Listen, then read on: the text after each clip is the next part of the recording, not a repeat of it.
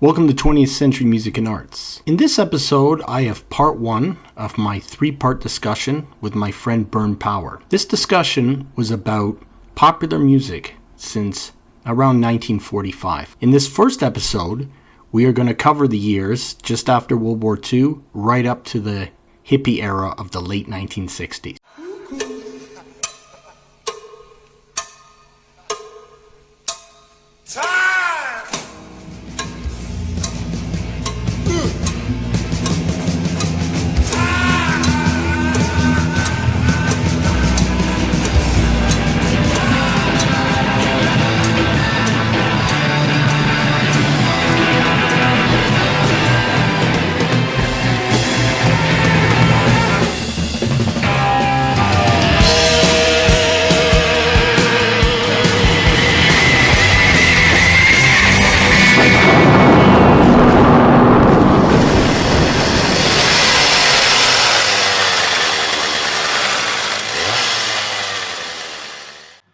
Okay, so welcome back to James Wallace from 20th Century Music and Arts, where he's been getting a bit more of attention lately, haven't you?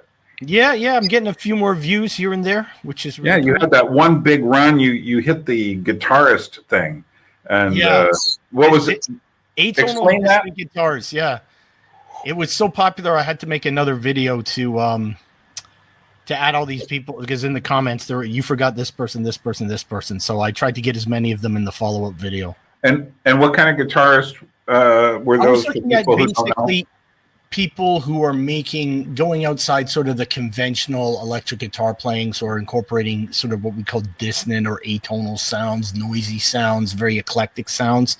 That's what I was looking at. So you have people who even have like prepared guitar, and then just players that are really, like, even some players in rock and metal that were really kind of off base, Adrian Belew, Frank Zappa, all kinds of people. So I've always liked that kind of music, so I put it in there.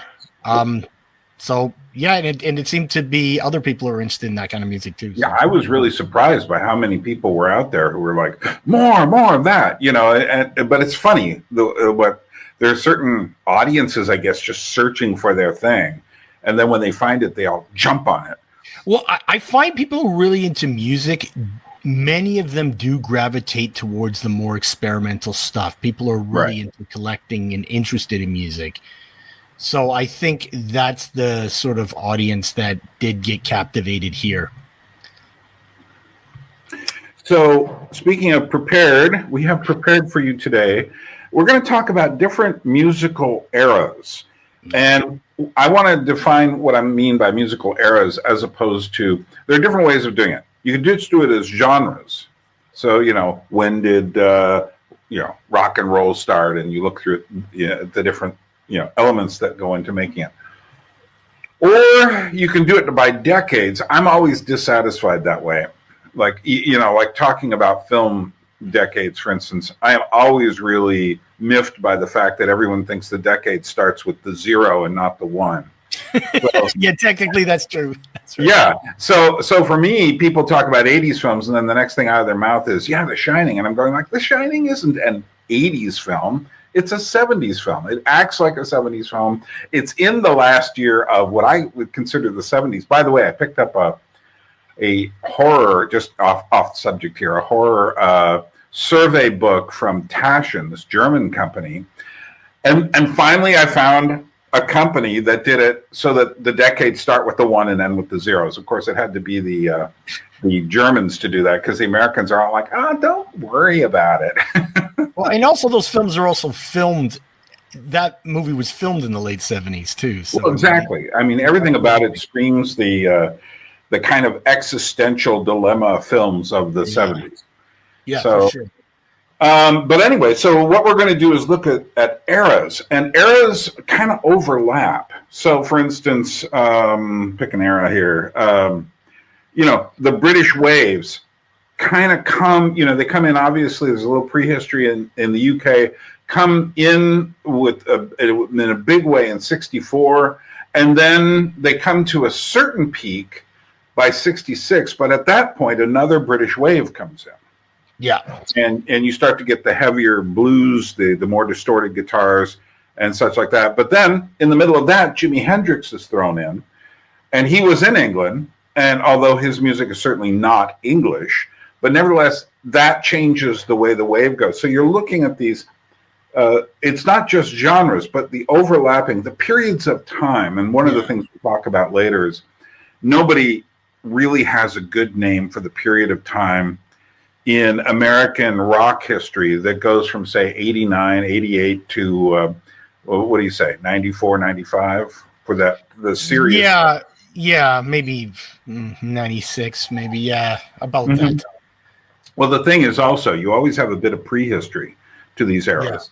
Yeah. Then you get, it kind of starts to grow, then it peaks, and then it trails off so that you can start saying, well, this is more of that, and that's more of this. So we'll get into that. But I'm going to start we're going to just do from post-World War II until, let's say 2000, 2001, sometime around that. Yeah. And the reason is because obviously there's a lot of stuff now, but something really changed in music history by 2000, and something changed right after the war. And so this is all music that's kind of in that middle period. And a lot of this music is exactly the music that became so important to people, not only in America or the UK, but around the world, really. So just to set the scene up, as World War II was ending, the two dominant strains of music were big band music and swing music, although both of them were, swing music was really on its way out. But big band music can also, we'll talk about it a bit, it mutates into what we call easy listening and then American pop. Yeah. So in the late 40s, one of the most important developments, and this comes with Charlie Parker, is modern jazz is born. And it starts off with bop, and then it goes into the 50s. Eventually you get Miles Davis's kind of throwdown saying, instead of the hard bop, the really fast, like you're driving down the road and almost going to go off the side with Charlie Parker and the people like that, you get cool, which is basically bop slowed down. And eventually it fades into people like Charlie Parker or Ornette Coleman, who are like the new prophets bringing the new sound. So they're making it even more abstract. Yeah. And there's hard bop in there too, where they try to incorporate a bit more like R&B and soul as well. And then modern jazz quartet, people like that. And one of the persons that really mainstreams the sort of the jazz sound is Dave Brubeck, of course. Right. He's in there. But yeah, you do have that divide between like the cool jazz and then there's the bebop and the hard bop. And then there are people who are tinkering around with things that are a little more avant-garde. I'm thinking of people like Charles Mingus. Right. He's definitely going a little bit more out there, but he is still very straightforward in his rhythms, but they're a lot more experimental. But then the pivotal figures in the early 60s, which arguably could be the peak of jazz. I think so. It's John Coltrane. Right. Well, Love Supreme is almost always listed as one of the greatest albums of all time. But I also think Birth of the Cool is there. My personal Miles record is Porgy and Bess, which is kind of an odd choice. Miles definitely goes. He has one quartet in the 50s. The second quartet in the early 60s is considered, early to mid 60s, is considered like the best technical quartet. Right. And then he goes in the direction. Coleman and Coltrane and the others around that time kind of have opened the door to the dark horse, which is going to be free jazz. People like Albert Ayler, who are just completely, I love that.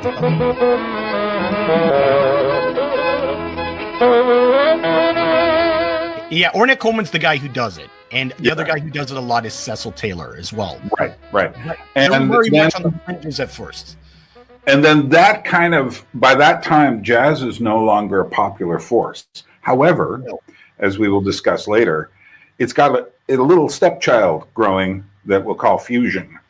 So let's go back again to the late 40s. Now, what's interesting about the late 40s, through the 50s, you can even say into the early 60s, is this is the peak period For blues, most of the blues songs we know of, Howlin' Wolf, Muddy Waters, John Lee Hooker, but also rhythm and blues.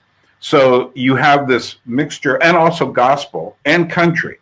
The basic American styles that are still essentially being played by people who are either the poorer white people or the poorer black people, while jazz is getting rarefied. Oh, don't move, mountain. Help me start to climb. Meanwhile, you got this really hopping rhythm and blues and such like that. You got Little Richard, and you've got Chuck Berry is a pivotal figure, and we'll talk about him more when we talk about rock and roll. For sure. But into the 60s, you have Slim Harpo's like in the mid 60s, and he's churning out great blues, rhythm and blues albums. And the kind of the heyday of chess is the end of the 50s, beginning of the 60s. Yeah. Also, you got people, a lot of great country music comes from that period. There's been a few moments where country music, and it's largely Capitol Records and RCA, are commercializing country music more. But there's so much great stuff from that period. And then that's what the blues thing is interesting, because the chess record stuff is that migration of people from the southern states up to places like Chicago, the big migration of African Americans, and then that gets electrified. Exactly. The horn sections, and it's it's very different from, say, like, I don't know, like the Robert Johnson and the acoustic Mississippi style blues. Right. So that's new electric blues that's coming out of Chicago. Loves anybody. Exactly. So the earlier stuff from the 30s was all acoustic. 30s and 20s. But now you've got people playing this louder music for house parties in Chicago and Detroit and such like that. Don't say I don't love you. Yeah, T-Bone Walker's a big pivotal figure there for bringing in the electric guitar. Right. And that's Texas. So, but one of the interesting things about the 50s, and this includes gospel music, which I'm always impressed. I know a lot about gospel music. I always assume other people do too. But then I realized there's only been one major gospel hit record in the entire history of gospel music. You know what it is? Tell me. Oh Happy Day by the Edwin Hawkins Singers. And that was in the late 60s, one of the flukiest hits ever. Because like a lot of people, I mean, I realized, I know all this stuff about gospel music. Then I look around and I go like, none of this stuff was ever a hit. Well, are there two kinds of gospel? I mean, the sense that I'm out of my area here, but sure, there's the stuff that's sort of related to country music, and then there's stuff related to there's a country like gospel style R&B and stuff.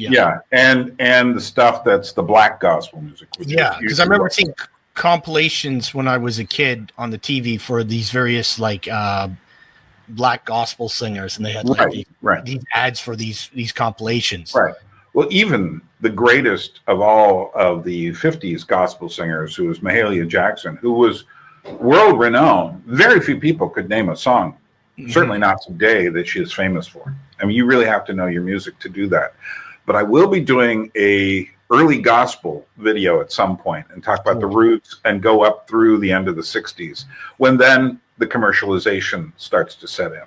Yeah. But during this period, not only do you have all these styles, but you still have all of these styles connected to locations. So you have New Orleans rhythm and blues. You have, Kansas City styles. You have, every place had its own kind of. It was interesting because when Fats Domino breaks through, and he's interviewed, and he says, "We never called this style of music rock and roll. We called this rhythm and blues. I've been playing it for about 15 years." Right. So where one genre starts and one genre ends is often very ambiguous. Mm-hmm. It depends on the perception of the people. The truth is, and we're about to come to this. Let me just back up and this will make the point about the difference between rock music, rock and roll, early rock and roll, and rhythm and blues. Mm-hmm. And there was another thing that was huge during this time, and that it's what was just called pop music. So the cliched example, but it's a really good one, is How Much Is That Doggy in the Window? How much is that doggy in the window?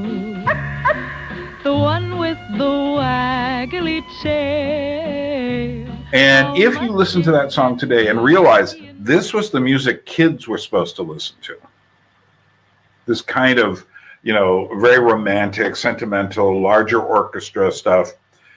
But imagine a kid driving down the road and turning the channel and then hearing this rhythm and blues pop out, filled with a lot of joy and a lot of, kinds of vocalizations that you just don't hear on, certainly not the standard pop radio stations. Now, what was going on in the country world is different. Yeah. But let me finish this pattern here with this pop music. The pop music in the post-war era, a lot of the big band stuff becomes easy listening. Now, my mother was part of the silent generation. That's what she listened to. The war is over. You know what we want to do? We want to relax. And this music features so many women reclining in couches and beds and things. It features, it's a syrupy, larger string orchestra. Later, in the 90s, people would go back and say, oh, that Jackie Gleason orchestra had some interesting moments. We started talking about exotica and stuff like that. Yeah. But essentially, this easy listening music is going to have to die. And it really it's easy listening, and also the pop vocalists. So the Frank Sinatras, the Peggy Lees, and Barbra Streisand is a 60s version of that. Yes. You have, Tom Jones essentially is a British version of that. Yeah. The vocalist style, which is always... Did that ever really die, though? I mean, I don't know. It kind of just evolves through the ages. But one thing I wanted to point out was that what happens in the 50s with the rise of television is that these big owners of radio stations started selling off radio stations because they wanted to get in on television. So people who were in the South were able to buy radio stations, and then they'd have these niche stations that would play the R&B, for example, or the country that wasn't available at an earlier decade. So people could actually hear these records. Now, I know the listeners are probably very segregated, but that was the start of it, was those radio stations being sold off by all the people who wanted to now get into television. So there was access to this music on the radio that there hadn't been before. You also had stations. There was one I know in New Orleans that in the evenings they would allow them to broadcast much further. There was another one on the Texas-Mexico border, which was dubbed the Border Radio. I don't remember the actual name of the station. Maybe someone can tell us. But they would crank up their signals in the evening. And so the one down in New Orleans went as far as Jamaica, influencing the Jamaicans who were listening to New Orleans rhythm and blues to try to copy it and fail and end up creating ska and reggae. And you know what, with Jamaica, there's another very interesting thing, and I know a lot of people from Jamaica. My parents lived in the Caribbean for 2 years. Country music was huge there. Same reason. Yeah, same reason. Huge. So, for instance, Toots and the Maytals does a version of Country Roads. Yeah. And there's nothing cynical or ironic about it. No, they love it. Country road, take me home. Yeah. West Jamaica. They absolutely love it. It's very interesting. So, I guess what you were saying about that pop singer, and maybe we have to move on to to finish off with the pop story, that Frank Sinatra even had a hit or two into the early 80s.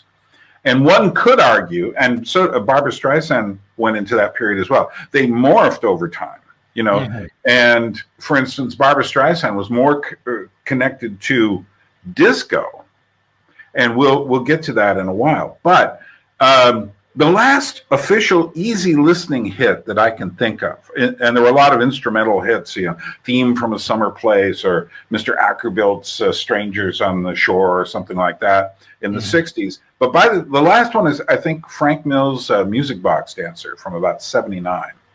Okay. And that was the end. What? How would you put in people like, I don't know, who's that guy?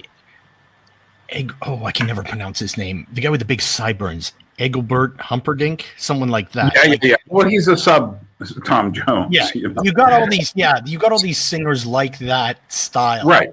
Well, that was all coming from the older vocalist style. Well, the difference is Tom Jones is being influenced now by soul music, as well as Frank Sinatra and all the guys who are doing the more crooning older styles. Yeah. One could even argue that someone like Alanis Morissette in the late 90s is a variation on the crooner. But she's now, by this time, if Courtney Love screaming teenage whore is what's happening in grunge, then the pop style has been amped up that much further. Yeah. Well, see, that's what pop does, is it often will take those other elements and then it sort of makes it more palatable for the public. Right. So that's what happened if you think in the 60s, you got the San Francisco scene. Right. But like some of the hits were taking elements of that and then Intensive Temperaments is a very poppy song, right? Like, the biggest hit related to San Francisco hippies in the world was a pop crooner doing Scott McKenzie doing If You're Going to San Francisco. Yeah. That's right. And that bridged the gap and sent so many people to San Francisco. But that's a completely different story. So to continue on with our eras here, so the big American pop story kind of fades out in the 80s, I would say. By that time, one could say maybe Axel Foley's Theme was one of the last instrumental hits. And the instrumental hits come out of this whole pop thing, although there's a different kind of instrumental thing coming up here.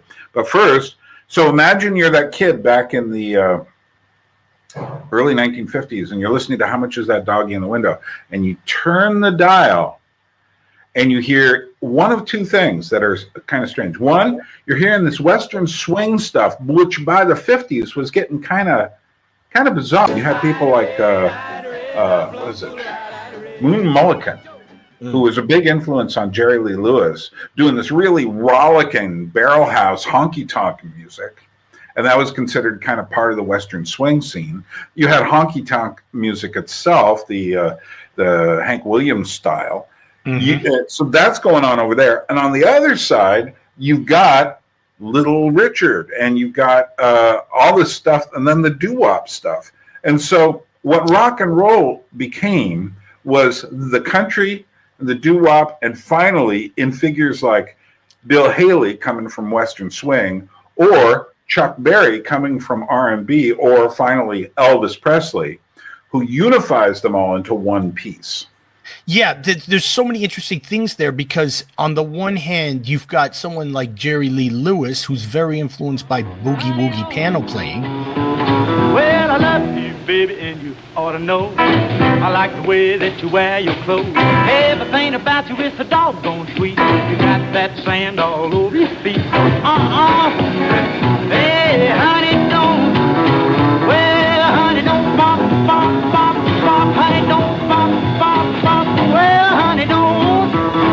Hey, honey, don't. Right. But on the other hand, Chuck Berry talks about he's very influenced. His guitar playing style these are country licks he's playing. Oh, exactly. Country licks, and he's also he said vocally he was influenced by Frank Sinatra. Exactly. So people from different backgrounds were looking at each other's music, and Jerry Lee Lewis talks about he's looking at those old boogie woogie piano players. That's what his biggest influence is. So there's a real crossover happening at that time. That's quite amazing. Right.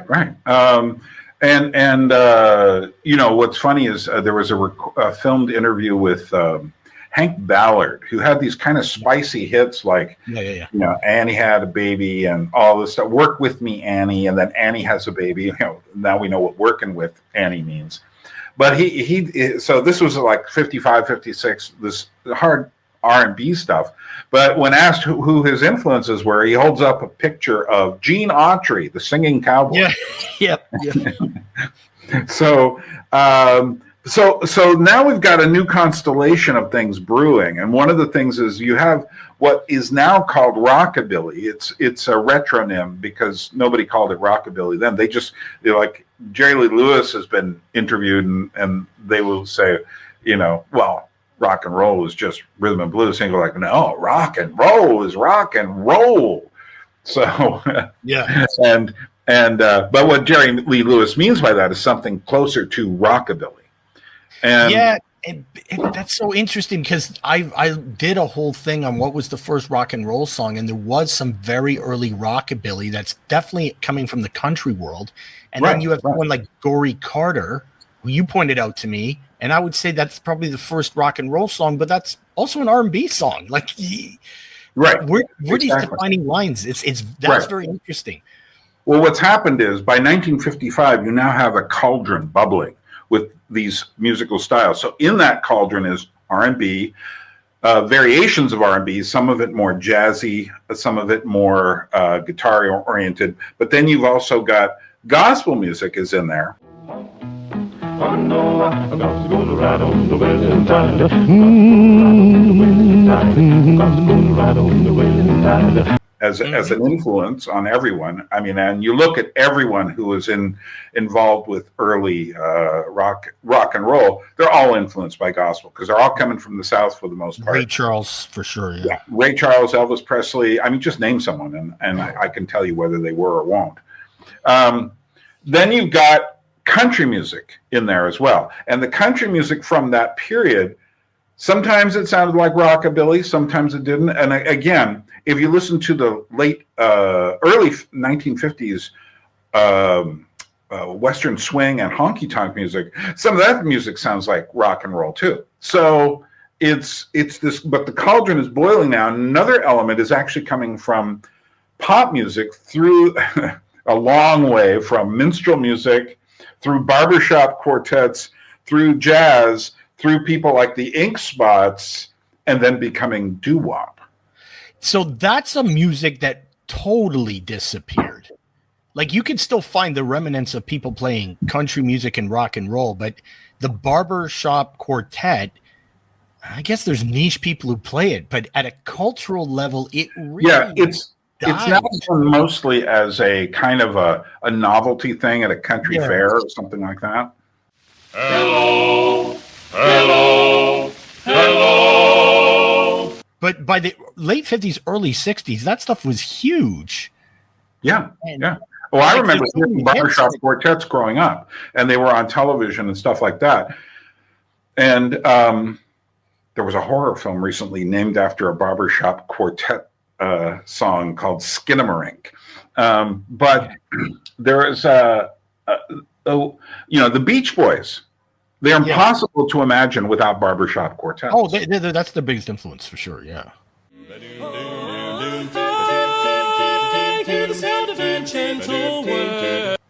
So, and then one could go further into some areas we're probably not going to mention. Bubblegum pop music, a lot of barbershop quartet in there. Yeah, as well. For sure. Right. These very white quartets, but even the whole Glee sound. And if you go to things like, Pitch Perfect movies, that kind of Glee sound they're doing there and on the television. So that's all modified. Glee clubs and barbershop quartets are not all that different from each other. No.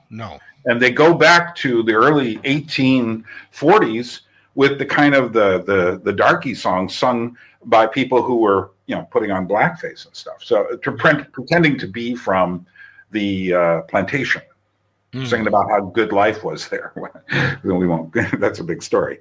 So, but then we get this period, what we call the serious period of rock and roll is about from 55 to about 57, and then things start happening, including most of the major players are taken out for one reason or another, whether Elvis is going to he's drafted, or whether Chuck Berry has some problems, shall we say, going over the border. Jerry Lee Lewis, they found out he was marrying his cousin, His 14-year-old cousin. Yeah. Just to make it a little worse. The British were not really happy about that. But then there's the fatal plane crash the day the music died, where we lost a big bopper. Probably, it definitely does. So, because what you talked about, the pop singer, that was interesting there, is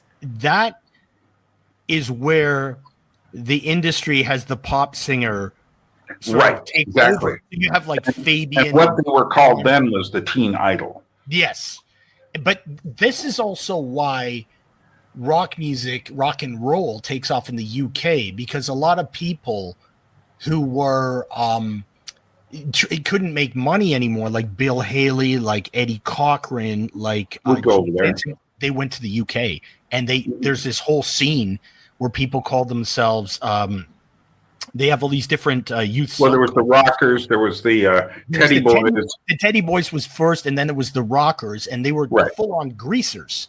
Right. And these places you get great music coming out of the UK that imitates that style, like Johnny Kidd and the Pirates and stuff. Exactly. What I call the pre-Beatles sort of rock pop world of the UK. And one other point I want to let's save that. Okay. But I want to make one other point, because we already talked about jazz, is that the UK was a little bit behind the US. So there's a huge swing jazz scene in the UK in the 50s. Right? So you watch this song but let's by the Kings. Let's save it for the Beatles, the pre-Beatles. Okay. Because it's all very important to the British story. So what happens here, and then here's what's interesting: the teen idols who were supposed to be boyfriends to the girls, who were the teen shoppers, they're all basically sub Elvis Presley types, and some of them had genuine talent, like Ricky Nelson, but one of the things they all needed was songs, and they were getting their songs from one of the most traditional pop American institutions of all, what would be called Tin Pan Alley, but had another name in New York, and it was called the Brill Building. And the Brill Building is actually a super important place for what's about to happen. So you get all these famous singer-songwriters who are working out of there. One of the most important being Carole King, who's going to be very important to the singer-songwriter movement of the 70s. Yep. But guess who else worked there? Very important. Super important. Lou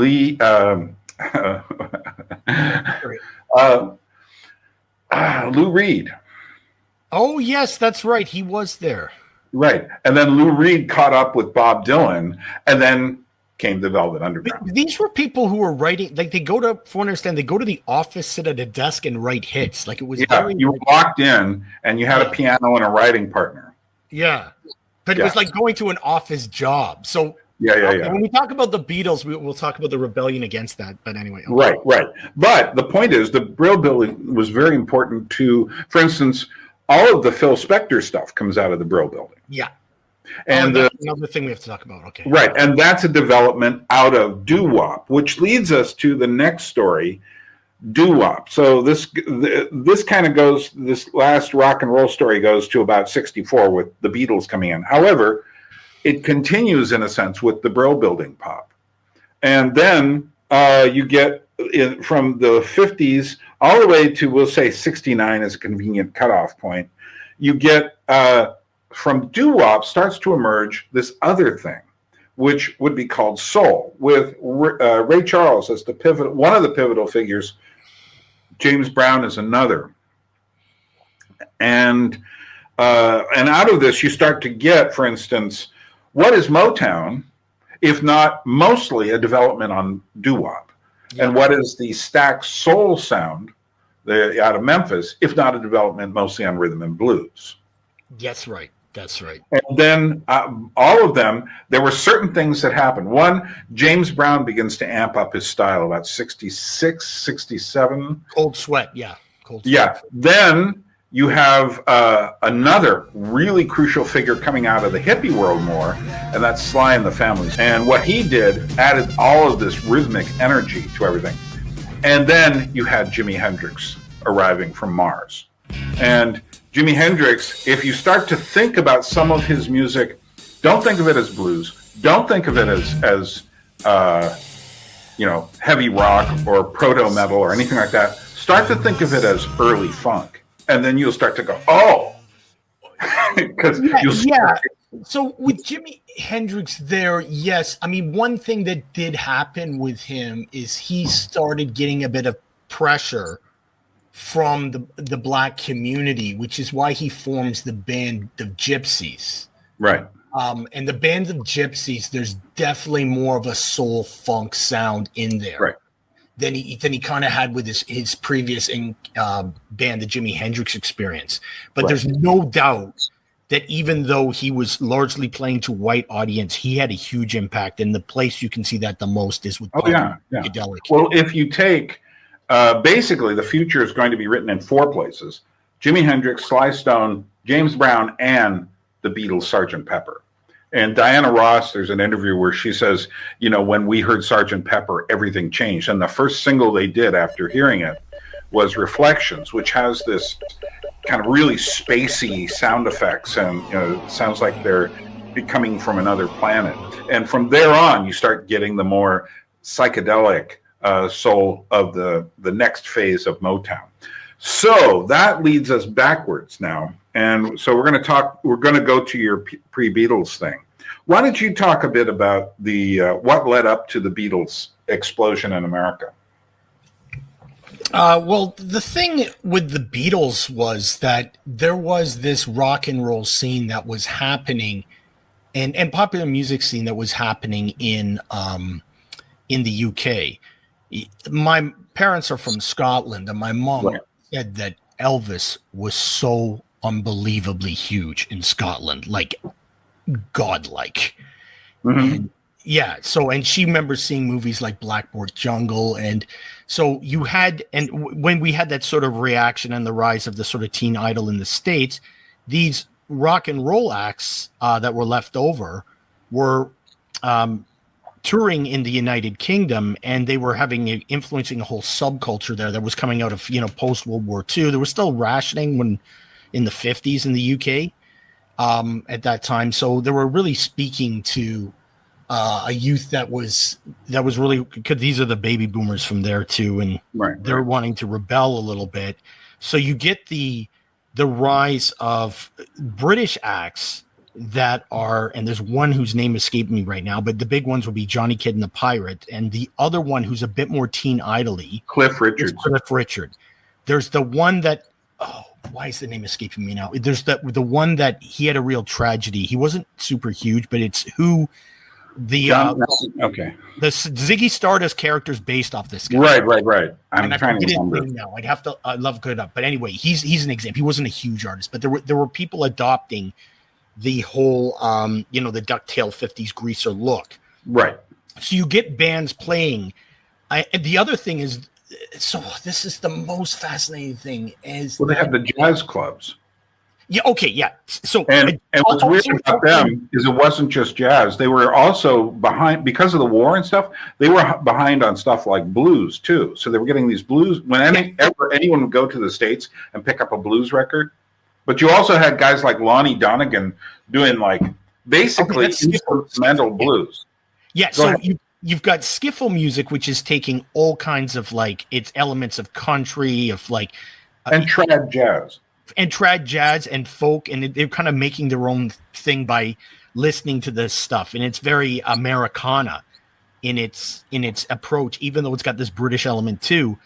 And then you also have the rise of the swing jazz. There's a big swing jazz scene that's happening in the 50s, and then after that, though, you have all these R&B records coming in, and people are listening to the R&B records. So there's so many songs that the Beatles are playing that are R&B covers, and some of the British invasion music that's huge, which is the most ironic thing, is that the British invasion sells American culture back to the Americans. And in some case, there's an audience there that's never heard the originals. You have like Go Now, which was a big hit in Moody Blues. Very few Americans spent time with Howlin' Wolf or Muddy Waters. No, and so and then you've got Cyril Davis and Alexis Corner who start running these blues clubs. And you have people mentoring there playing blues. So you have blues, you've got jazz, you've got rock. Screaming Lord Sutch. Screaming Lord Sutch is arguably him along with Screaming John Mayall. The United States. They are the first shock rockers. That's a whole other thing. But John Mayall comes out of that scene. So you have people playing that early blues that is going to get electrified. And they were getting the jazz releases at the same time. I have a theory that the whole long guitar solo that the British do in their blues didn't come from. It came from America in a very weird way. But if you go back and listen to the blues in the 1950s and early 60s, you don't hear people doing long blues solos in America. Later you would, but not then. So B.B. King was a little bit with some of the Otis Rush and B.B. King, but not those super. That's later. See, they're influenced by the Brits by that time. And one of the interesting things is that the blues was seen as a dance music, not the thing we tend to think of it as this heavy kind of thing. And what's also interesting is that I have a theory that the British were getting everything in the same shipments from America. So they're getting country music, see the Rolling Stones Last Time. They were getting the blues, see most of the Rolling Stones and the Animals and everybody else. They were getting jazz, long solos. And they were getting all sorts of stuff. They had their own music hall stuff as well. And suddenly it all got put into these jazz clubs and blues clubs as one thing. And so when you added the element of heavy amplification and then the final element of the acid tab, suddenly everything changes. So that's all correct. So even right from the beginning of what we'll call the British invasion, there was a split between the different types of music. Right. You get very poppy stuff exemplified by bands like Herman's Hermits. Yeah. Well, there were the Beatles people and the Stones people. Yeah, exactly. So then you have the Stones, the Animals, those bands that are more serious into the blues, the Pretty Things, things like that. And then you have like the Herman's Hermits, the Hollies, Jerry and the Pacemakers, that sort of Mersey beat sound. And that was probably the first music I really got into. But that's a result of having that whole stew of American influence. Of course. So without going into the whole Beatles story, why do you think the Beatles, what is your reason, what is your feeling about why the Beatles became so big? I think there had been a void in that early 60s that there hadn't been a band that could be a focal point in the same way as, say, Elvis had been earlier, or Frank Sinatra earlier than that. That's one aspect. The second aspect is the songs are so damn good. I mean, they really are. It is a real game changer. Even though it's simple pop music, it does have a rawness and energy and an originality to it. Right. And when Brian Wilson had almost a nervous breakdown when he saw the reaction to the Beatles, and he was completely blown away. And that was the music that was happening in the States, right? With the Beach Boys and other stuff as well that we've kind of missed out on. But I know you have a theory that you went into in one of your how we got here theories. That's interesting. So what do you think? Well, I think in America anyway. I think in Britain they got such a big reaction because they were coming out of such a depressing era for England, for Britain in the 1950s. It was like the Depression. They were still in this war economy. And the winsomeness of the Beatles, you may feel like I really like the music, but once you see them interviewed, you're like, oh, these guys are great because they're so funny and so charming, But so I think that created one thing. And as Paul McCartney has said multiple times, in the beginning, we were singing songs to the girls who were the big fans. And so it would be all about, I want to hold your hand and she loves you. Yeah, yeah, yeah. We're songs written to the girls. But then when they got to America, they tried to launch them they got big in February of 1964. But of course, they started getting played a lot in January and December. And they tried to launch their first album, on VJ Records, and nobody bought it. And this was about 6 months earlier or so. And because they were already big in England, but nobody really wanted it. And then President Kennedy gets killed. And it's kind of like Dad gets killed. And you have to, it's hard for people to understand now because we have so little respect for our political figures. But when Kennedy died, the nation went into total mourning, and people were on the streets just crying. Even by the time Ronald Reagan was shot, I remember guys who I worked with going like, "Oh, good," and I was like, "Okay, times have changed." But that was like a national trauma. And so the Beatles coming in were kind of this weird sort of balm over this. And also it's kind of like suddenly this thing, which had been growing in Europe, suddenly came to America and just suddenly those records that didn't sell before all sold. They start playing over and over. So the thing is with the Beatles too, is that you do get, even though they're still doing covers, they are doing original material as well. And that starts to be the rebellion against what you talked about, the sort of corporate professional songwriters in the building there. They are creating original material. And I think because they had played, they've been playing for 5 years when they break through, and they've been playing those relentless tour circuits in places like Hamburg and all over the place. So they had really, really refined how as players.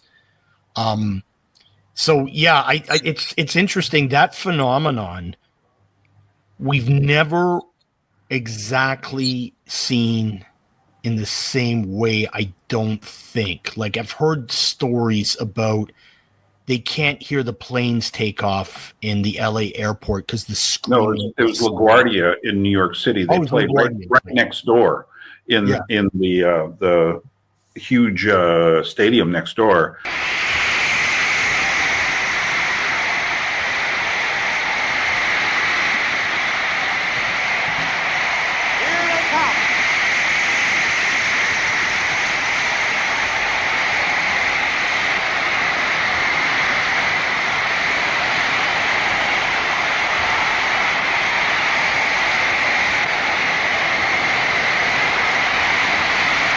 And they literally, one of the reasons the Beatles stopped playing is they couldn't hear themselves. Yeah, that's right. That's right. They got so cynical I know someone, I talked to someone one time who said they had worked as a tour manager for some rock bands and some famous artists. And I said, was it really stressful? I don't know, like leading Motley Crue around. He goes, yeah, but it wasn't anywhere near as stressful as doing an in-store appearance with the Backstreet Boys. Because the amount of screaming that was happening, I used to have to go get massages. My head was ringing. It was horrible. So, well, there's also something that happens when girls all start to scream together. And I don't want to try to analyze it all psychologically at the moment, but it's certainly intense. Yeah, but I don't think there was that intensity of the same degree that happened when you watch the Shea Stadium performances. Right. Oh, no. There are stories of girls like ripping their thumbnails open. What would be a torture device in World War II or the Korean War, and not even noticing it. Yeah. But here's the thing, and we've never had this again, I don't believe. And maybe I'm wrong, but what happens with the Beatles when they go from being this teeny bopper appealing band to being this serious artistic band? That change. But Who has done? Okay, we do have to talk about that. But my question is, who has ever done that since then? I don't know. no. I used to say Madonna never sold out because she never bought in. She was never, she's never had anything. Whereas the Beatles went the opposite of selling out. Exactly. But I mean, there's a few places where I've seen it a little bit, but not to the same degree. Like well, certainly not at the top of the fame of a popular artist. No. I mean, Elvis went the opposite direction. Had this late '60s comeback. One thing I just noticed is, at the rate we're going, this is 2 episodes. Oh yes. So what we'll do is we'll go to the end of the '60s hippie story and whatnot, and then we'll save the rest for the next one, because I'm sure, it's just too much fun to talk about all this stuff. We could go down huge rabbit holes here. There's a lot to do. Yeah. Well, which brings us to, so what happens is you have the British waves. The first ones were more the Chad and Jeremy and Jerry and the Pacemakers and stuff. Then you start to get, the Animals is one of the first more bluesy bands to get success. But then you start for instance, here's one band that's hard to classify, because you could see them kind of like the light bands from Liverpool, or you could see them as one of the blues bands, but they're neither. The Kinks. The Kinks are such an interesting band. Yeah. Especially where they go later. The Kinks, and that might bring in our whole discussion about distortion. I mean, it's a pop song. You really got me, and why am I brain freezing now? You really got me, and All Day and All the Night. Those are pop songs, but because we've got that distorted guitar, those are essential songs in the development of rock and distorted guitar. Yeah. Well, punk and metal, both of them, are nurtured by that aesthetic. Definitely. And it isn't quite heavy distortion yet, but it's pushing at the door. Another important band here is the Yardbirds, and most of the Yardbirds history is before the Beatles' Sgt. Pepper, and so they have a tendency, whenever they release a single, to add one new avant-garde technique per single. So, whether it's that weird fuzz guitar in Heartful of Soul, or the real big rave speed up in I'm a Man, or the especially the feedback solo in Shapes of Things. Yeah, Shapes of Things happenings 10 years ago. Okay, so you get it's such an interesting trajectory, because they start as this pure blues band with Eric Clapton, and then Eric Clapton leaves because they want to go in a kind of more pop direction. And they get Jeff Beck as the replacement. But then Jeff Beck is the one that's starting to mess around with all this feedback and these different avant-garde techniques. And they are playing a pop music kind of like the Beatles, but it's got this guitar avant-garde heaviness to it. And they would do those long extended jams that you call the rave ups. And if you really want to see them at their finest, watch the movie Blow Up, where they were on stage. It's both Jimmy Page and Jeff Beck playing. Right. And they had about 6 months where they had Jeff Beck and Jimmy Page together and then eventually Jeff Beck leaves. Now, this is a whole other story now. Right. Well, we're not going to cross the 67 divide here yet. But that film was filmed in 66. That's right. And so what's interesting is that 66 is a crucial year for what's about to happen. But so what's coming in now is this new British heavy blues thing, which we will talk about. And also the thing that suddenly changes everything, which we'll come back to, but I'm just going to mention it here, is the Sgt. Pepper's album. There were albums before that by the Beatles, like Revolver and Rubber Soul, which are crucial albums in their development.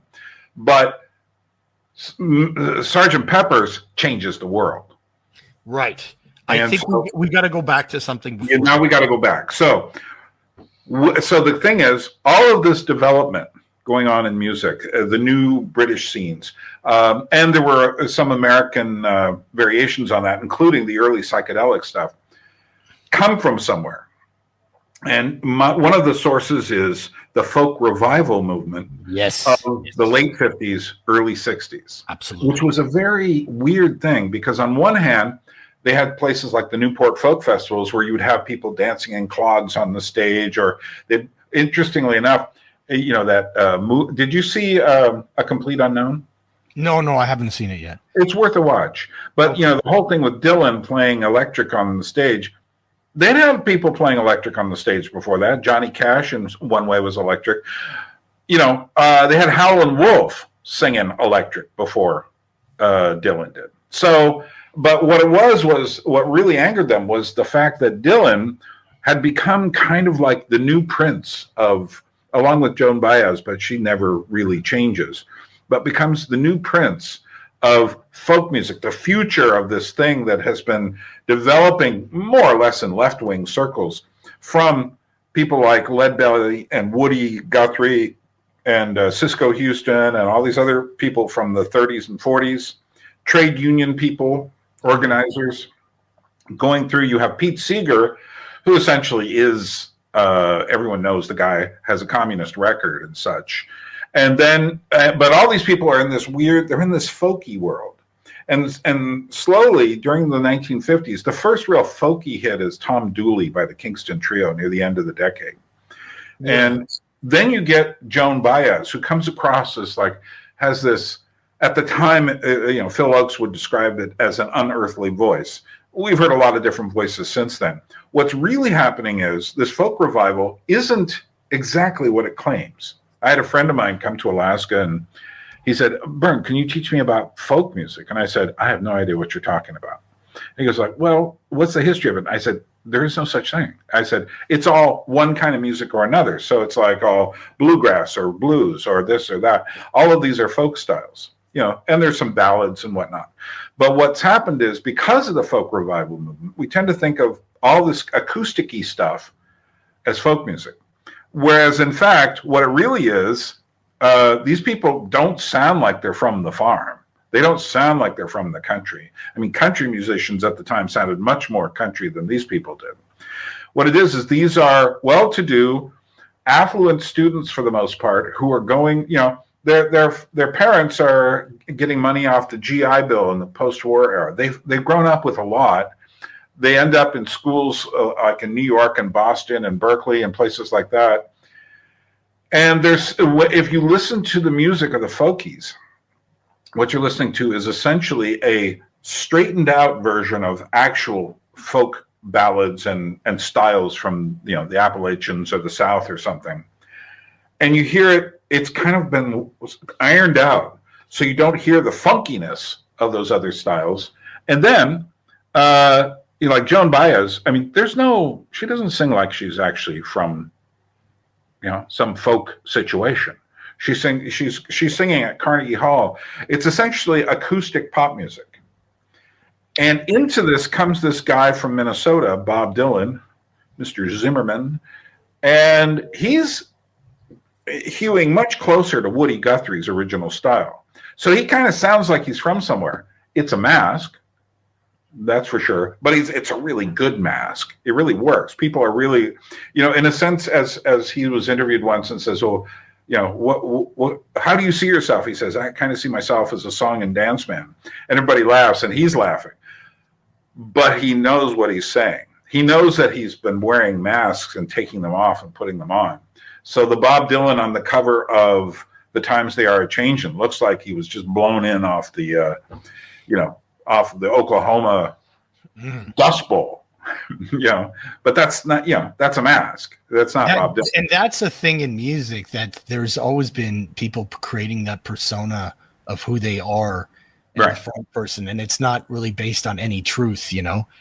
So I mean that we of course we still have that today. But Bob Dylan got noticed for some. He started writing his own songs. His first album is I think, except for 2 songs, is all covers. Mm-hmm. It was very odd to think about from Bob Dylan. But then in the second album, it's the other way around. It's all Bob Dylan. There may be one cover. I can't think of it offhand. But the point is, it's like now, and he's doing songs like Hard Rains Are Gonna Fall, which is verging on poetry. which attracts the attention of people like Allen Ginsberg from the Beats. And Bob Dylan is not the innocent naif who comes in, blows in from the country. He's been reading, he's read a bit of philosophy. He's certainly read the Bible as a kind of from a watered down Jewish family, but also influenced by Christianity. He's read a lot of philosophy. Like I said, he's read the Beats. He's read a lot of literature for sure. Yeah. Yeah. So he is influenced by them, but he hasn't made the break yet.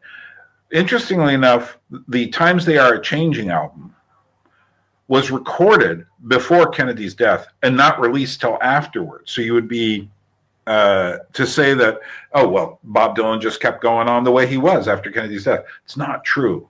Bob Dylan was completely baffled by Kennedy's death. He was saddened by it, but also shocked because he realized he could be in a sniper's fire as well.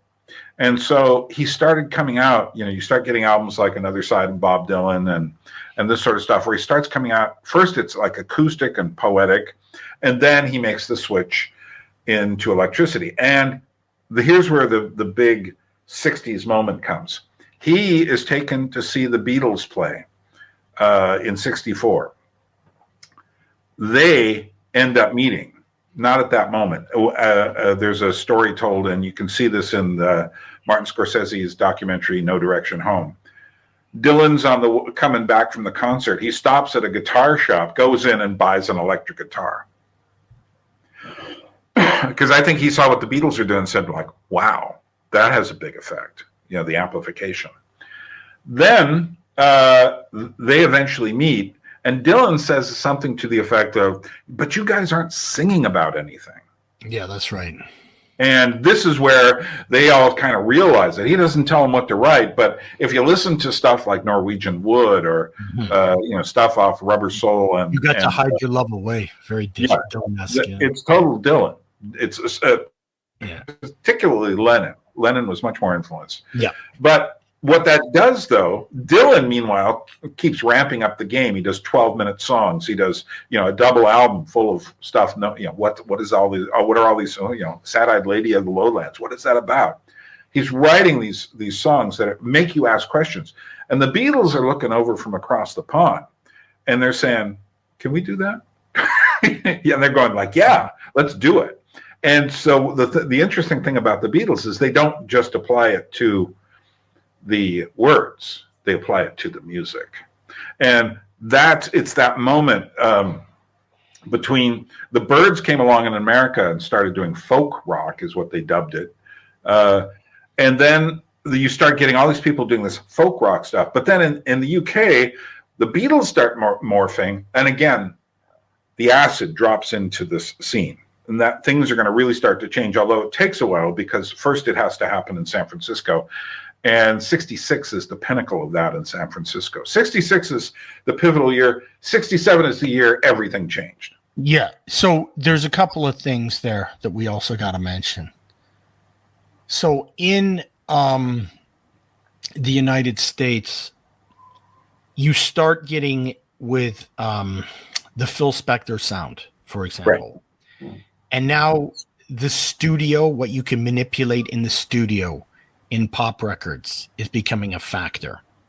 So that boom, boom, boom, psh, that kind of sound that they have, and with the orchestration. Right. That has a huge influence on the Beatles as well. Exactly. And then the other group that we should mention in terms of their melody and their creativity is the Beach Boys. Right. They're also, even though they felt they had to up their game after the Beatles arrived. Right. And in terms of what you're talking about with complexity, with melody, I mean, the Beach Boys were next level. I mean, they have taken that barbershop quartet elements, but they've just created such complexity. And so you get an interesting series of music that happens if we're going to go before Sgt. Pepper. So we got in 66, there is a album by the Beatles called Revolver, where they are manipulating like the most greatest example of the manipulation of sound is the Tomorrow Never Knows track.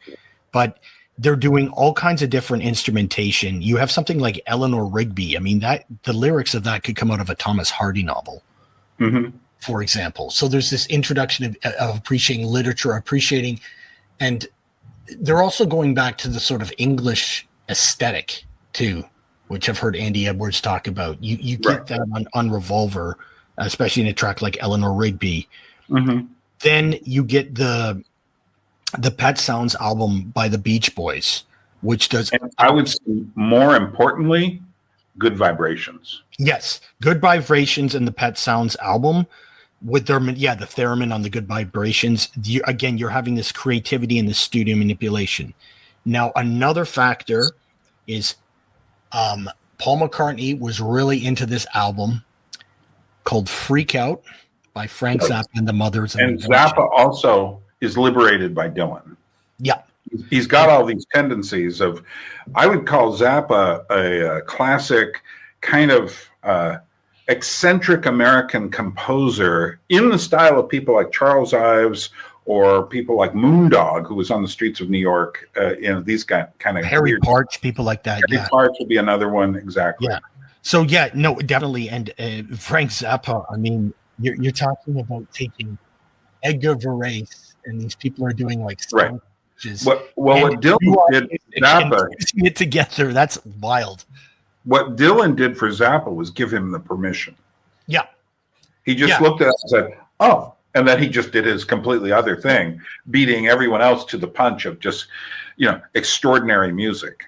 Yeah, so I think it was just the idea that you could now, this is art to art. What we're creating is art. We're not creating entertainment anymore. Right. And I think that's the big dividing line there. And it is very specifically modern art. Andy Edwards makes a case that it's postmodern, but I would say not yet, because it's still exploring and pulling things apart. It's not got the ironic smirk on it yet. All the humor of the Beatles or the humor of Frank Zappa is much more of a modernist sort of laughing at things rather than inside of the quotations, as it were.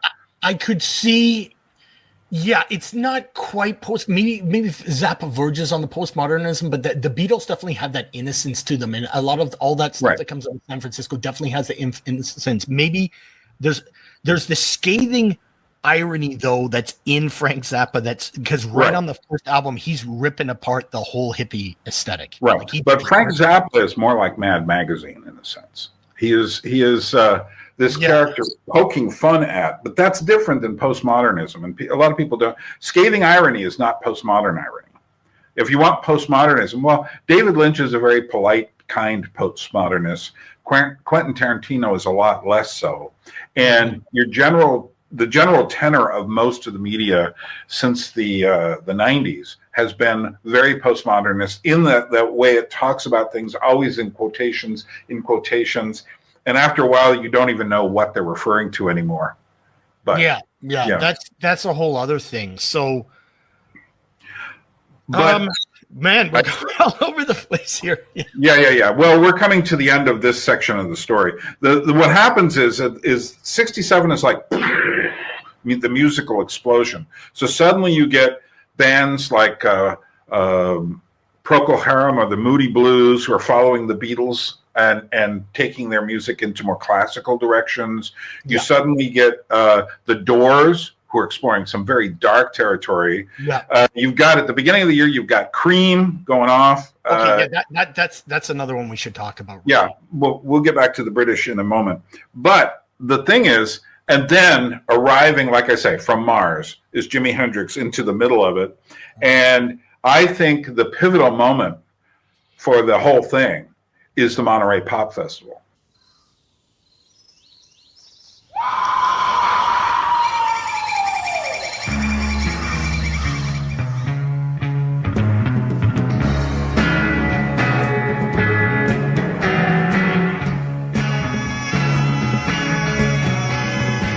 Oh yes, absolutely.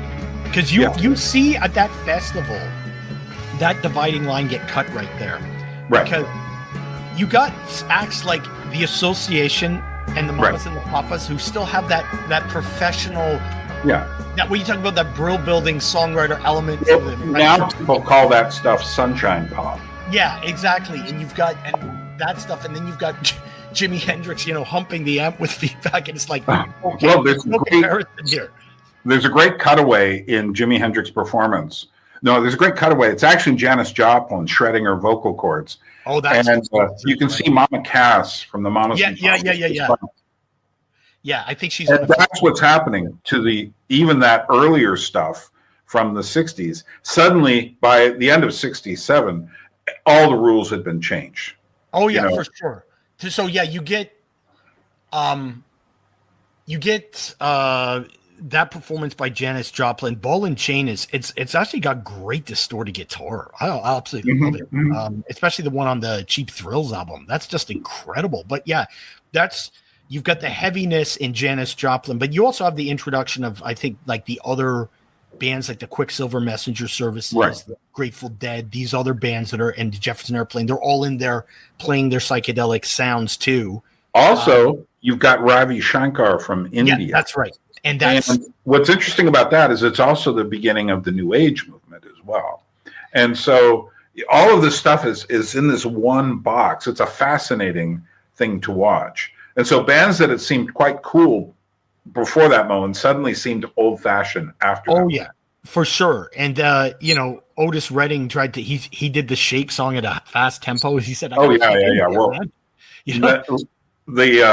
the largely white suburban urban concert goers suddenly saw Otis Redding and were like, oh, this is what we've been missing. You know? So it's interesting. That is definitely a pivotal moment there. And so then you're also getting this little band from New York called the Velvet Underground, which is something. Let's start. I'm looking at my cheat sheet here. Let's start with the whole instrumental rock, garage rock, psychedelic garage rock, heavy rock, Detroit. And we can start also with who is truly postmodern during this period is Andy Warhol. Yes. Okay, and Lou Reed is loosely connected with them. He was never the same as Andy Warhol for sure.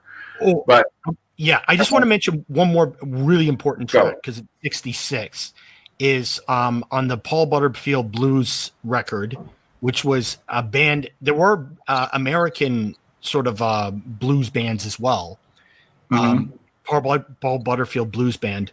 Yep. They have this track called East West, which is long extended jam influenced by Indian raga that's so ahead of its time. Exactly. Like listen to it today. It's amazing. The Doors' The End can be seen as a raga, not the lyrics, but the actual way the organizational structure. Let's finish up here with the death of the hippie scene, and then we'll call it quits for today on this. So essentially, you have this moment. Now, what happened in the summer of '67 was that the media suddenly descended on San Francisco, and they started reporting on the summer of love, and you see all these footages of people taking bus trips through, tour trips through the Haight-Ashbury in San Francisco, saying, we have taken many trips here, but we have never seen the trip of the hippies. And a tour guide is pointing at all these runaway kids on the street, because that's what happened was, I think it was 200,000 to 300,000 people showed up in San Francisco as a result of the music coming out of there, as a result, though, of things like, if you're going to San Francisco, be sure to wear flowers in your hair, which gave the idea that if you just get to San Francisco, man, it'll all work out, And so people just showed up there. It didn't work out. Also the Timothy Leary tune in, turn on, drop out. Phenomenal. Exactly. Well, it was the addition of acid, which really hit first in the San Francisco Bay Area. Yeah. And you have the Commune by Ken Kesey's Commune, and then the notorious bus trip across the states under pranksters. But they were getting it straight from the sources who were running experiments on it in Stanford. and some of them were test subjects, and I think Kesey was. So, but here's the interesting thing: that this thing starts to just mushroom. So now I have a friend. I have had several, and they all say to me the same thing. And I say, "What was '65 like in San Francisco?" Friends who were there and young at that time. I was a little too young. I was in the area, but I was a little too young to go to anything.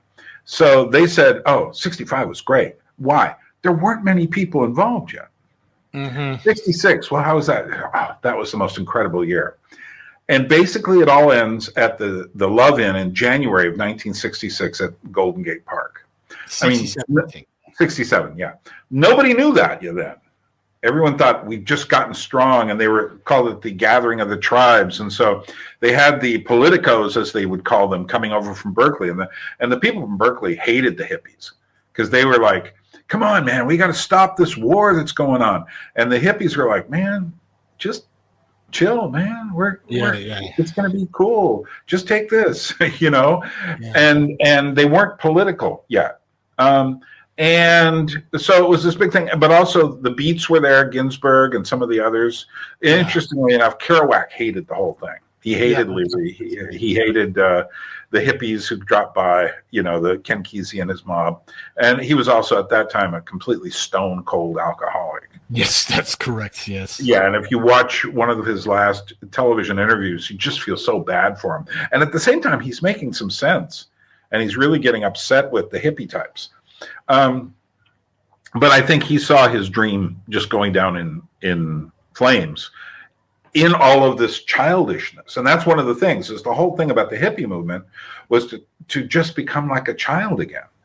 And the problem is, when you become like a child, well, who's being an adult? Well, one adult was Bill Graham, who ran the Fillmore's institutes, concert halls and stuff, both in San Francisco and then later in New York. Another adult, however, well, what happened was major adults started to come in the form of cults. So Charles Manson got out of prison, heard about this stuff going on in San Francisco, went through the Haight-Ashbury, and that's where he started collecting his people. Yeah. And he was connected with the guys from the one member of the Beach Boys, even. When he got down to the LA area. And if only someone had given him a contract, maybe it wouldn't have been so bad. But yeah, that's like the argument. If only someone had taught Adolf how to let him sell some paintings, you know. The truth is, it was going to go bad no matter what. Yeah. But interestingly enough, so I asked my friends, well, what about 67? And they're like, horrible. And in fact, there was in San Francisco, a group called the Diggers put on what was called, and they were responsible for feeding a lot of people during that summer. And they put on a thing called the Death of Hippie, and it was a funeral service. That's right. Yeah. And then, but no one got the message. Very few people understood that. And so people kept coming for years. You know, in 72, people were still coming to San Francisco. Yeah. Then you had, like I said, you have all these cults descending.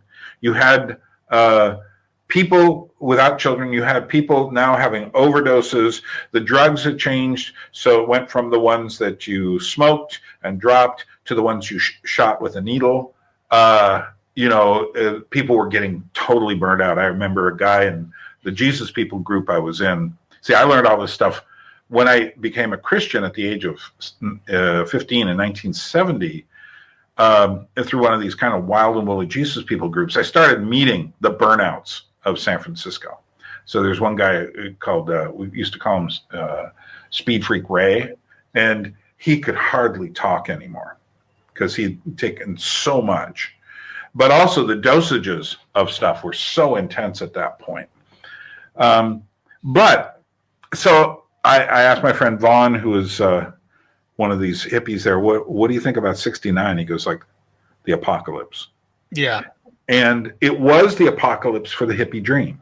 Because now a lot of people say, yeah, but what about Woodstock?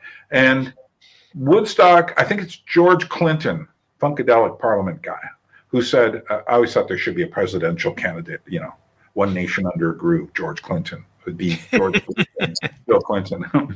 but no, he said, he said that was the end. He says, I knew after that you're going to have some jive BS, and I think that basically the dream had suddenly mushroomed beyond anyone's. It was an illusion. And a lot of people today, we look back and we put together anti-war protest and hippies and the Berkeley radicals, free speech movement, and psychedelic drugs and rock music and stuff all together as one big thing. But as we'll discuss next time, other things were brewing under the surface. So there was already a musical reaction that was going to be against this whole kind of flower power, love, and peace thing. And there's going to be one in America and one a different kind in England. Yeah, there's definitely a lot of interesting things. But you know what? I find that period interesting. Where you talk about the naivety, and I guess that would be ultimately was the Altamont Rock Festival. Where exactly. It's like, ooh, let's put the Hells Angels in charge. You don't understand what kind of violent criminals these people are, right? You're dealing not with nice people at all. But here's the interesting thing. The Hells Angels were with them ever since the Kesey compound. Oh, I know. They was the whole... So you couldn't extricate them from the hippie movement. No, and they were, because they were, hey, it's like free sex and free drugs, of course. Yeah. Right. And so, but there were those people who were the seriously nasty types there. Yeah. Well, actually, I think 2 or 3 people died at Woodstock. Mm-hmm. It never gets any mention, but 4 people died at Altamont. I guess because it was the overt violence of the whole thing. The whole thing was like just absolutely crazy. I mean, that year you had things happening like the Satanic Bible was released. The Manson killings happened in the summer of '69.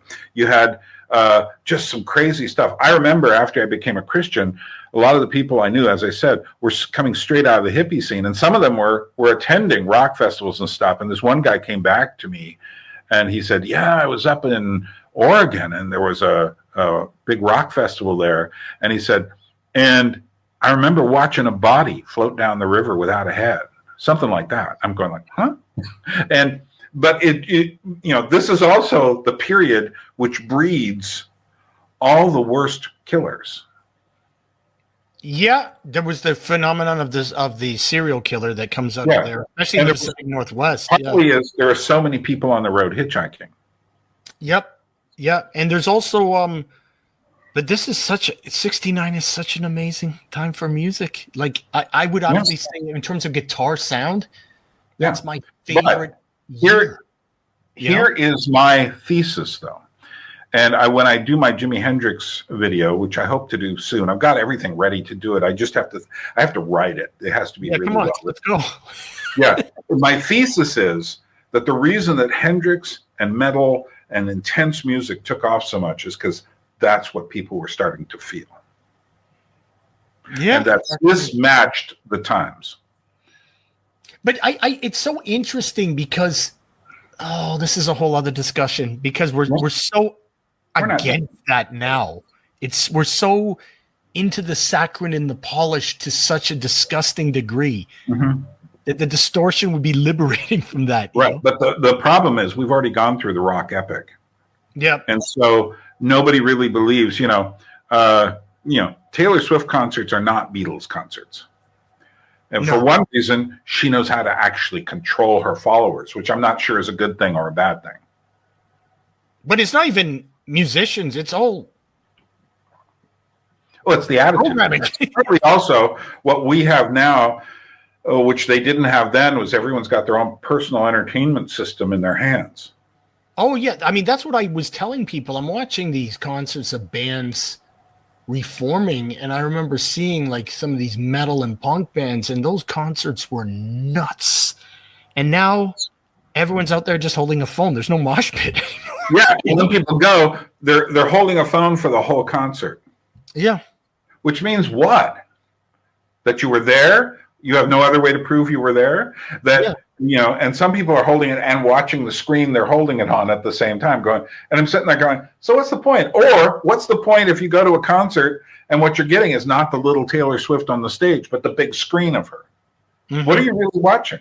You're watching images of images, Yeah. It's a very strange world we've come to, but we're not talking about that. Yeah, so but that's a whole nother discussion. Yeah. Okay. Why don't we This is part of, again, as my whole series on the Anadromist channel says, this is part of the how we got here. Yeah. And so what happens at this point is it becomes harder and harder. Interestingly enough, the only place to really dive into what the Altamont Rock Festival disaster meant was Rolling Stone magazine. They were still an interesting source of rock news and such, countercultural news then. The mainstream media didn't note it at all, hardly. Mm-hmm. There may have been a newspaper article here or something, but I remember I didn't hear anything about it, and I almost went to it. Yeah, because you were in California then, yeah. Well, it was going to be not far from me at a place called the Sears Point Raceway, which was in Sonoma, California. And that was close enough for me to get to. But instead, they put it in the South Bay at this other place, the Altamont racetrack. And I'm so glad I didn't go. I was just so glad, because I was naive and innocent, and it would have just been terrible, Yeah. But within a year after that, you have the deaths of people like Jimi Hendrix, Jim Morrison, Janis Joplin, three of the most important people from that period. And they are just the first of many who will be, in a sense, sacrificial victims to the altar of this new counterculture. It's like a fire. And it burns and it burns and it burns and it burns. And that sounds like a sort of kind of a romantic fire idea until you realize that what's keeping the fire alight is bodies. And that, so in a sense, it's about people who are sacrificing themselves in a way because of a belief in this great music that they believe from in hearing it and growing up with it, they've felt something which has obviously changed them inside, and they want to see that change happen to other people too. And I think it's a mistake to throw yourself on the fire, because I think it is the individual that changes and not the world at large. But I think we're trying to turn it into. I think maybe even Billy Joel turn this idea into a song. But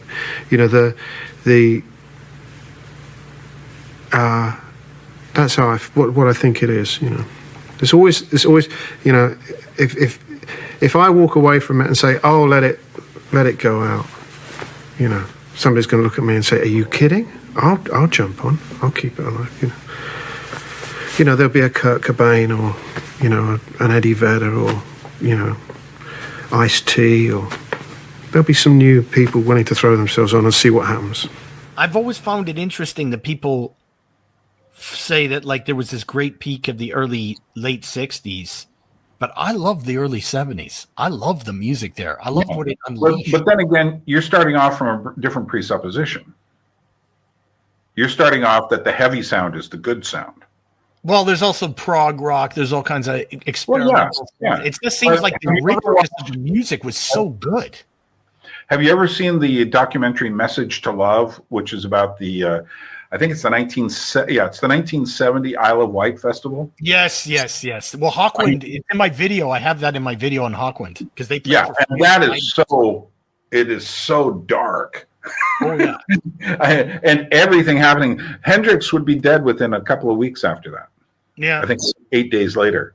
It's just, they're trying to bust the fences down. They're heckling Joni Mitchell off the stage. Yeah. It's just. There was. Then you've got Emerson, Lake, and Palmer doing their first gig, blowing off cannons out the front. So I know if I was there, what I would have been really interested in, the cannons. It's just like when I watch Woodstock now, it's like when they get to Alvin Lee and 10 years after doing I'm Going Home. Yeah, that's held up really well. Whereas Joan Baez singing about my husband David and get Soul protest. Sacrifice by Satana. That's also held up fairly well too. Yeah. Right. But no, it's true. But that's a whole. I guess. Right. By 72, it's over. Bill Graham has shut the Fillmore down. The hippie dream is over. People still believe it. And what's interesting is, I mentioned all the people who came to do news stories, Time Magazine, Look Magazine, back when that was important, to do news stories on San Francisco and the Summer of Love. They never came back and did a follow-up story on The End of the Dream. No. So what that did was it gave people this illusion that it never ended and all these things went into our culture and changed everything for the good, which it didn't happen that way. So when the 60s revival started up again in the 80s, people had this idea, it's always peace signs and that was when I got into music. Yeah. And I'm watching that and I'm sitting there going like, these people don't know anything. It's like that was also the period where, the Grateful Dead had kind of had a revival about 88 or so. Yep. And you start getting all these young deadheads who are wearing the kind of tie-dyed shirts that we never saw in the 60s, because that would have been way too clean and too bright and everything like that. Well, to be fair to everyone there, the 80s was so culturally vapid. Exactly. I understood why they were looking for something. Well, like when I first heard Jimi Hendrix, I was like, whoa, right? Right. Because if you're listening to like I grew up watching videos even before we had a music channel in Canada. They had these after-school video shows, and I thought that's what music was. And then I realized there was all this stuff before that was so much richer, right? Yeah. Well, there's a guy who goes under the name of he pronounces it 42, but in an English Liverpudlian accent, so it comes off as Thoughty-2. And he's a younger guy, but he did this great video on music, and it's 42 is a reference to Douglas Adams' Hitchhiker's Guide to the Galaxy. Yeah. But he did this great video about why the music of the past was better than the music of his generation. And it's worth a watch on his channel, Thoughty-2. Okay, I'll have to check that out, because then now we've got the music so bad now that we have 80s retro. And we've had 80s music actually does sound better than music. The 80s never goes away. But it depends on which 80s. Oh, for sure. What I've noticed about retro movements is it often starts with something that a lot of people have forgotten, but eventually it gets to the whole thing. Yep. So anyway. Okay. Well, talk about here. It sounds like we could go on and on forever here.